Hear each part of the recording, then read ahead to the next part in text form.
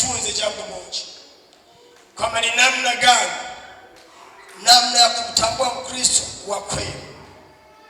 Haleluya. Wapendwa, kila mwamini anayeingia kanisani sio kwamba ni kweli ameingia kanisani yuko sawa. Kuna watu wengine wanaingia kanisani lakini bado ni maagenti. Na ndiyo maana tunaona manabii wa uongo wapo. Bwana Yesu atusaidie sana. Na Mungu alisema sio wote waniitao Bwana kwa Bwana kwamba wataurithi ufalme wa Mungu. Nilikuwa natafakari sana ni kwa nini. Kama mtu unamuita Bwana lakini unaweza kumuita Bwana usiwe na nafasi katika ufalme wa Mungu.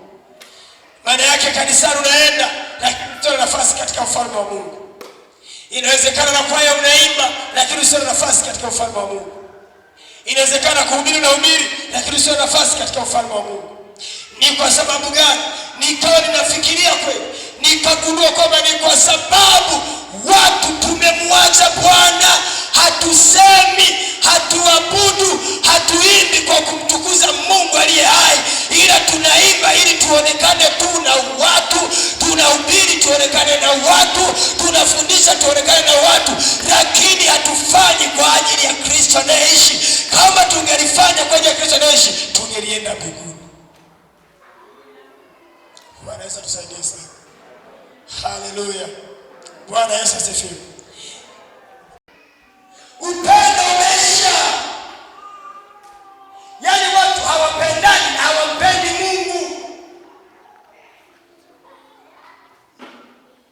Ibada kusikia ni wadhaifu.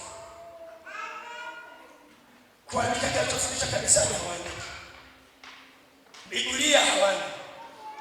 Kanisa la sasa tunaenda wapi? Biblia huna, kalamu na daftari huna, ila foengo umevaa, simu kubwa unayo, msuko wa 30 unao, gauni la 80 unalo, lakini bado neno la maarifa hauna. Tunaenda wapi? Hatuyafuati mapenzi ya Baba, lakini Mkristo wa kweli ambaye ana ratiba ya kwenda mbinguni lazima awe na neno la Bwana ndani yake. Na neno la Bwana halipatikani pengine, ni katika maandiko matakatifu. Biblia hauna kwa sababu umetoa neno la Bwana. Bwana Yesu asifiwe. Biblia umetoa. Umetoa.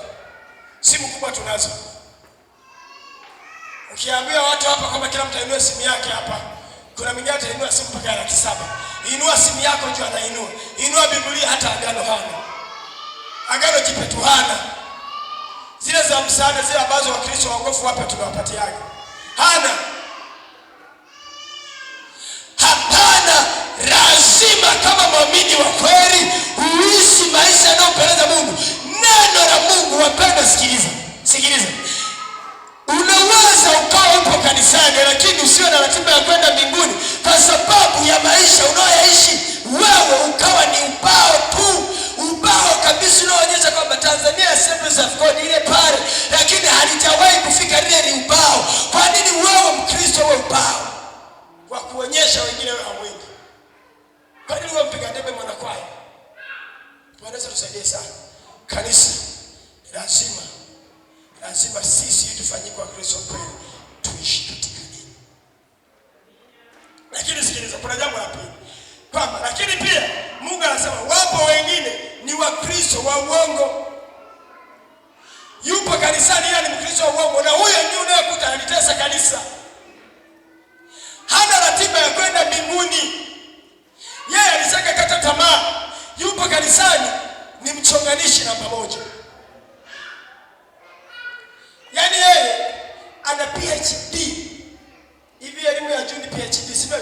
Ni aje? Elimu ya juu kabisa hasi ni aje? Profesa. Yaani yeye ni profesa wa uongo.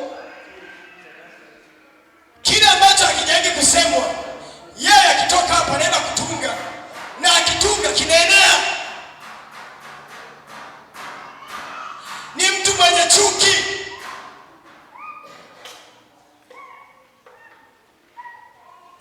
Bwana tusaidie sana.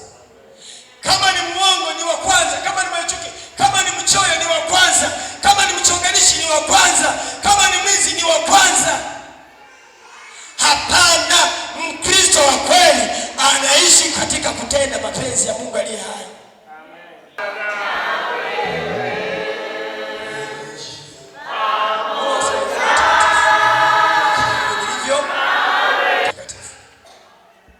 Sasa asema waongo na waoga na wasioamini. Hao ni wapi? Sasa nikuulize, wewe muongo unaenda mbingu ya nani? Wewe usiohudhuria ibada, unaenda mbingu ya nani? Munisaidie wale ambao hamuhudhurii ibada, kwa sababu tumeanza Jumatano walikuwa wachache. Ijumaa wachache. Yaani si tuitoe maana sio siku ya ibada sasa. Tuichukue Ijumaa na Jumatano. Mlikuwa wapi? Sasa hivi kanisa limejaa. Mlikuwa wapi? Sasa kama mlikuwa kutafuta hela, leteni hapa tufuate spika nyingine. Tujue sasa kama ninyi mlikuwa kwenye hela kweli kweli. Sikiliza, ni kwa sababu moyo wa ibada umekufa. Haumo moyo wa ibada. Bwana tusaidie sana. Mungu anaumia. Yeye makusudi yake ni wote tena ni wote tena mbinguni. Lakini sasa je, tunaenda kama tena tunayoishi? Tunaenda leo kwa sababu ya kutokupenda neno, wakitokea manabii wa uongo kanisa tunakimbia. Akija na upako wa mafuta hasi, nikija na chupa kama hiyo ya kwako, hiyo ya maji, hii si ya maji. Akija tu na hii akasema kila atakayefika hapa, atakayekuja hapa sasa anakula nonga hapa, halafu unaenda kununua gari. Kanisa wote na warokore wanakimbia, wanaenda kuwekewa nonga. Hapana, sio makusudi ya Mungu, kwa sababu sikiliza, Yesu Kristo ndiye njia pekee ya kupata kila unachokitaka. Ukimwamini Yesu, ndoa yako haitatengenezwa na maji, itatengenezwa na ile mamlaka ya Yesu. Ni wangapi umeenda kutafuta dawa za kienyeji ili mtengeneze ng'ombe zenu au wake zenu?